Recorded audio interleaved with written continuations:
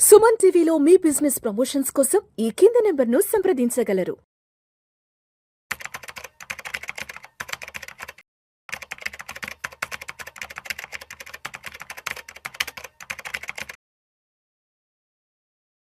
Suman TV ప్రేక్షకులకు స్వాగతం. నేను doctor Anil Kumar Bachchu, certified financial planar.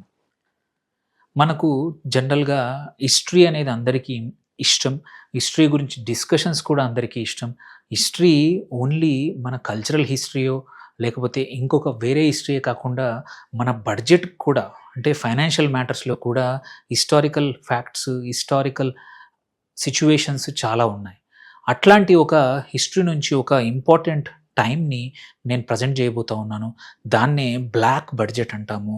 ఇది 1973లో జరిగింది ప్రజెంట్ అయిన బడ్జెట్ అన్నమాట. దీన్ని బ్లాక్ బడ్జెట్ అని ఎందుకు అంటారు, ఇది ఎందుకు అందరూ గుర్తుంచుకోవాల్సిన విషయము, ఎందుకు దీన్ని బ్లాక్ బడ్జెట్ అన్నారు, ఎందుకు ఆ సిచ్యువేషన్ అనేది కొంచెం తెలుసుకుందాము. కొన్నిసార్లు హిస్టరీ నుంచి చాలా లెసన్స్ తెలుసుకోవచ్చు.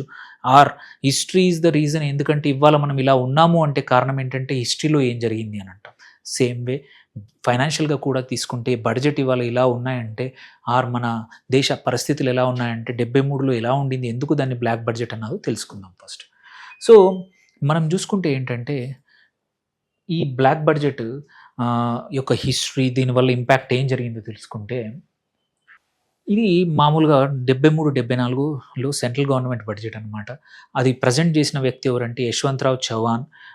సో ఆ టైంలో భారతదేశం అనేది ఆర్థిక మాంద్యంలో కానీ, ఆర్థికంగా కూడా చాలా ఇబ్బందుల్లో కంట్రీ వెళ్తున్న సమయం అది. ఆ టైంలో నియర్లీ 550 కోట్లు, ఇవాళ చాలా సింపుల్గా అనిపిస్తుంది ఎందుకంటే ఒక చిన్న రాష్ట్ర బడ్జెటే 2-3 లక్షల కోట్లు ఉన్నాయి. బట్ ఆ రోజు మాత్రం 550 కోట్ల డెఫిసిట్తో బడ్జెట్ ప్రజెంట్ చేశారు. సో దీన్ని ఏంటంటే ఆ టయానికి 550 crores అనేది చాలా పెద్ద number. So financial stability, India ఫైనాన్షియల్గా స్టేబుల్గా ఉంటుందా, ఏమైనా ఇంకా పెద్ద ప్రాబ్లమ్స్ రావచ్చా అనే క్వశ్చన్స్ రేజ్ చేసిన బడ్జెట్ ఈ బ్లాక్ బడ్జెట్ 1973ది. ఇది బ్లాక్ బడ్జెట్ అంటే యూఎస్లో కూడా ఒక బ్లాక్ బడ్జెట్ ఉంటుంది. అది సీక్రెట్ మిషన్స్కి, యూఎస్ మిలిటరీ వాటికి వాడతారు. మన కేసులో అలాంటిది కాదు. మన కష్టాల్లో ఉన్న టైంలో ఇట్లాంటి బడ్జెట్ ప్రజెంట్ చేసినప్పుడు ఏంటంటే ఒక రకంగా అందరికీ భయానికి గురి చేసిన బడ్జెట్ అన్నమాట. అందుకే దీన్ని బ్లాక్ బడ్జెట్ అంటాము. సో ఇది ఎప్పుడు జరిగింది, కాంటెక్స్ట్ ఏంటి, ఏం జరిగింది అంటే 1971లో డిసెంబర్లో యుద్ధం, ఇండో పాక్ వార్ జరిగింది. అప్పుడు మన బంగ్లాదేశ్తో జరిగిన యుద్ధం. సో ఏమైందంటే చాలా హ్యూజ్ రీహాబిలిటేషన్, చాలామంది కాందిశీకులు వచ్చారు, చాలామందిని రీహాబిలిటేషన్ చేయాల్సిన అవసరం వచ్చింది. దానికి తోడు 72లో సివియర్ డిస్ట్రెస్, మన కరువు కాటకం వల్ల అగ్రికల్చర్ కానీ ఫుడ్ సెక్యూరిటీ అనేది దెబ్బతిన్నది. సో దేర్ బై 73లో ఫిబ్రవరి 28 నాడు ప్రజెంట్ చేసినప్పుడు ఏంటంటే ఆవిడ ఇందిరాగాంధీ గారు అప్పుడు ప్రైమ్ మినిస్టర్. దాంతోపాటు 73లోనే గ్లోబల్ ఆయిల్ క్రైసిస్ కూడా జరిగింది. దానివల్ల మనం ఆయిల్ ఇంపోర్ట్స్ కూడా చేసుకునే వాళ్ళం. సో ఇండియాకి one of the toughest financial period 73. So అదే టైంలో జరిగింది ఇది. సో ఎందుకు అన్నారు అంటే, ఇది చెప్పాం కదా, పోస్ట్ వార్ బర్డెన్ కానివ్వండి, అగ్రికల్చర్ కొలాప్సే జరిగింది. అటు సైమిల్టేనియస్లీ ఇన్ఫ్లేషన్ పెరిగింది, ఎందుకంటే power shortages, supply chain disruptions, మళ్ళీ same time oil price variation వల్ల కన్జ్యూమర్స్ అయితే చాలా ఇబ్బందులు పడ్డారు ఆ టైంలో. సో 73లో జరిగిన ఈ రన్అవే ఆయిల్ బేస్డ్ మన క్రూడ్ ఆయిల్ ప్రైస్ పెరగడం వల్ల అన్నీ కూడా ప్రైసెస్ పెరిగి ఇన్ఫ్లేషన్ ఎక్కువైందనమాట. సో ఇట్లాంటి టఫ్ టైంలో తీసుకున్న డిసిషన్స్ కూడా ఈ బడ్జెట్లో, ఎస్పెషల్లీ కోల్ మైన్స్ని నేషనలైజ్ చేశారు, ఇన్సూరెన్స్ కంపెనీస్ని నేషనలైజ్ చేశారు, ఇండియన్ కాపర్ కార్పొరేషన్ అనే దాన్ని కొత్తగా ఉన్నదాన్ని ఇండియన్ గవర్నమెంట్ కంట్రోల్కి తీసుకొచ్చారు. One of the tough decisions ఆ టైంలో ఇవి జరిగాయి. అండ్ ఆల్సో 220 కోట్లు ఈ కరువు రిలీఫ్కి గవర్నమెంట్ ఎమర్జెన్సీ డ్రాట్ రిలీఫ్కి ఇచ్చింది. అండ్ ఫుడ్ సెక్యూరిటీ కోసం ఒక 160 కోట్లు అప్పుడు అలొకేట్ చేసి 2 మిలియన్ టన్నులు గ్రెయిన్స్ని ఇంపోర్ట్ చేశారు. సో ఇప్పుడు మనము ఆపోజిట్ పరిస్థితి ఉంది. ఇవాళ చూస్తే వీఆర్ గ్రెయిన్స్ ప్రొడక్షన్లో చూసుకుంటే సర్ప్లస్లో ఉంది. మన గోదాముల్లో మిలియన్ టన్స్ ఆఫ్ గోధుమ, వరి, బియ్యం అన్నీ ఉన్నాయి కానీ ఆ టైంలో అలాంటి పరిస్థితి లేదు. ఎస్పెషల్లీ 72 కరువు తర్వాత మనం టఫ్ టైంలో ఉన్న టైం అన్నమాట ఇది. సో దీనివల్ల ఏం జరిగింది? ఈ బ్లాక్ బడ్జెట్ ఎందుకు అంటామంటే పబ్లిక్ డెట్ చాలా పెరిగిపోయింది. ప్రభుత్వం యొక్క రుణాలు చాలా ఎక్కువగా పెరిగిపోయాయి. సో సెంట్రల్ గవర్నమెంట్ చాలా డబ్బులు అప్పుడు బారో చేయాల్సొచ్చింది. దాంతో పాటు సైమల్టేనియస్‌గా ఇన్‌ఫ్లేషన్ పెరిగింది. అండ్ స్ట్రక్చరల్‌గా కూడా చాలా చేంజెస్, ఎందుకంటే నేషనలైజ్ అవ్వడం వల్ల వల్నరబిలిటీ అయింది. అండ్ ఆయిల్ ప్రైజెస్ పెరగడం వల్ల కూడా చాలా ఇబ్బందులు జరిగాయి. అండ్ ఇవన్నీ కూడా ఏంటంటే అర్జెంట్ నీడ్, ఒక రిఫార్మ్స్ కోసము అవసరం అనేది ఇక్కడి నుంచి క్వెషన్ మొదలైంది. అందరికీ రిఫార్మ్స్ కావాలి, మన ఎకనామిక్ రిఫార్మ్స్ కావాలి అనేది. సో దీని నుంచి అంటే ఇవన్నీ జరిగాయి, మనం ఇప్పుడు దీని నుంచి మనకేంటి అనే క్వెషన్ అడిగే వాళ్ళు చాలామంది ఉన్నారు. హిస్టరీ ఆల్వేస్ ఏంటంటే అడ్వాంటేజ్ ఏంటంటే హిస్టరీ నుంచి జరిగిన తప్పుల్ని నేర్చుకుంటే మళ్ళీ మనం ఆ తప్పులు చేయాల్సిన అవసరం లేదు. అక్కడ నుంచి పాఠాలు నేర్చుకుంటే మళ్ళీ ఆ సిచ్యువేషన్ రాకముందే మనం ముందే కరెక్ట్ చేసుకోవచ్చు, కోర్స్ కరెక్షన్ చేసుకోవచ్చు. That is the advantage of history studying. History అంటే ఏదో ఇది జరిగింది అది జరిగింది అనే నంబర్స్ టైం గుర్తుపెట్టుకోవడం కాదు. అరే ఒకప్పుడు మనము అగ్రికల్చర్ డిస్ట్రెస్ నుంచి ఇవాళ అగ్రికల్చర్ ప్రొడక్షన్ ఎక్సెస్లో ఉన్నాం. ఇది ఈ నంబర్ అనేది ఎప్పుడు అప్రిషియేట్ చేస్తాము? ఆ సిచ్యువేషన్ తెలిస్తే. So that's where history important. So lessons ఏమున్నాయి మనకి ఇవాళ నేర్చుకోవాల్సింది ఆ బ్లాక్ బడ్జెట్ నుంచి అంటే మాత్రం ఫిస్కల్ డిసిప్లిన్. అప్పుడు హ్యూజ్ ఫిస్కల్ డెఫిసిట్ జనరేట్ చేశారు. ఇప్పుడు చూస్తే లాస్ట్ 10-12 సంవత్సరాల నుంచి డిసిప్లిన్ చాలా స్ట్రాంగ్గా 3-4% కన్నా ఎక్కువగా పెంచకుండా, అప్పులు ఎక్కువగా పెరగకుండా, ఇప్పుడు ఇవాళ కూడా చూసుకుంటే జీడిపిలో ఎక్స్టర్నల్ డెట్ చూసుకుంటే వన్ ఆఫ్ ద లోయెస్ట్ ఉన్న కంట్రీ మనం. అందుకోసమే మనం when compare to lot of economies కొంచెం స్టేబుల్గా ఉన్నాం. సో ఇవన్నీ నేర్చుకుంది. ఫిజికల్ డిసిప్లిన్ ఎందుకు ఇంపార్టెంట్ అనేది ఆ బడ్జెట్ నుంచి అట్లాంటి టైం నుంచి తెలుసుకుంది. అట్లాగే diversification, economic diversification. Only agriculture మీదే అప్పుడు డిపెండ్ అయ్యేవాళ్ళు. మన మేజర్ ఎకానమీ అయ్యేది.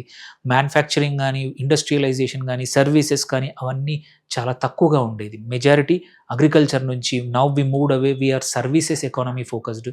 సో అక్కడ నుంచి జరిగింది ఇది. ఎకనామిక్ డైవర్సిఫికేషన్ ఎంత ఇంపార్టెంటో. ఒక ఇయర్ అగ్రికల్చర్ డిస్ట్రెస్ ఉంటే నెక్స్ట్ ఇయర్ ఎంత కష్టమైందనమాట. అలాంటిది పరిస్థితి రాకుండా ఇప్పుడు మల్టిపుల్ ఏరియాస్ నుంచి మనకి ఎకనామిక్ అవుట్పుట్ వస్తుంది కాబట్టి మనకి ఇబ్బందులు రావన్నమాట. Same way strategic resource management అనేది ఎక్కడ నేషనలైజేషన్ ఆ టైంకి మంచి అనిపించింది, బట్ ప్రొడక్టివిటీ పోయింది. చాలా నేషనలైజ్డ్ కంపెనీస్ ఇబ్బందులకు గురైనాయి. దానివల్ల చాలా ప్రైవేట్ ఇన్వెస్ట్మెంట్, ఎఫ్డిఐ రాకుండా చాలా సంవత్సరాలు, ఒక 15-20 సంవత్సరాలు చాలా ఇబ్బందులు పడ్డాం. 73 నుంచి మళ్ళీ 91 వరకు ఎకానమీ ఓపెన్ అయ్యేంత వరకు, లిబరలైజ్ అయ్యేంత వరకు లైసెన్స్ రావడం వల్ల ఏ కంపెనీస్ కూడా వచ్చి మ్యానుఫ్యాక్చరింగ్ చేసేవి కాదు. ఒక కార్ కొనాలంటే 2-3 సంవత్సరాలు వెయిట్ చేయాల్సి వచ్చేది. ఒక ఫోన్ కావాలంటే వెయిట్ చేయాల్సి వచ్చేది. ఒక బైక్ కొనాలంటే, చేతక్ బైక్ కొనాలంటే వెయిట్ చేయాల్సి వచ్చేది. అలాంటి పరిస్థితులు వచ్చాయి. దాని నుంచి మనము ఇప్పుడు మారాము. అండ్ ప్రైవేటైజ్ జరుగుతూ ఉంది. ఎవ్రీ ఇయర్ చాలా కంపెనీస్ ఇప్పటికి కూడా ప్రభుత్వ రంగ సంస్థలు లిస్ట్ అయ్యాయి. కొంచెం గవర్నమెంట్ యొక్క ఈక్విటీని ఓపెన్ మార్కెట్లో అమ్మి అటు డిస్ఇన్వెస్ట్మెంట్ చేస్తూ ఉన్నారు. అండ్ కంపెనీస్ కూడా ఓపెన్ ప్రైవేట్ కంపెనీస్తో కంపీట్ అవ్వడానికి అవకాశం ఇస్తున్నారు, బ్యాంకులు కూడా, అన్నీ కూడా.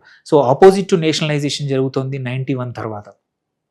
Then social safety net create చేయడం కూడా వెరీ ఇంపార్టెంట్. వల్నరబుల్ పాపులేషన్ ఎవరైతే ఉన్నారో వాళ్ళకి కంపల్సరీ డ్రౌట్స్ వచ్చినప్పుడు, యుద్ధాలు వచ్చినప్పుడు ఎలా సహాయం చేయాలి మనకి. ఇప్పుడు అందుకే ఎస్డిఆర్ఎఫ్ క్రియేట్ చేసేసి దానికి ఫండ్స్ జరిగింది, అలొకేషన్ జరిగింది. అండ్ స్ట్రాంగ్గా ఎటువంటి ఫ్లడ్స్ వచ్చినప్పుడు ఇంతకుముందులాగా కాదు, ఇప్పుడు క్విక్గా ఎస్డిఆర్ఎఫ్, ఎన్డిఆర్ఎఫ్ బృందాలు వెళ్తాయి, అక్కడ హెల్ప్ చేస్తాయి.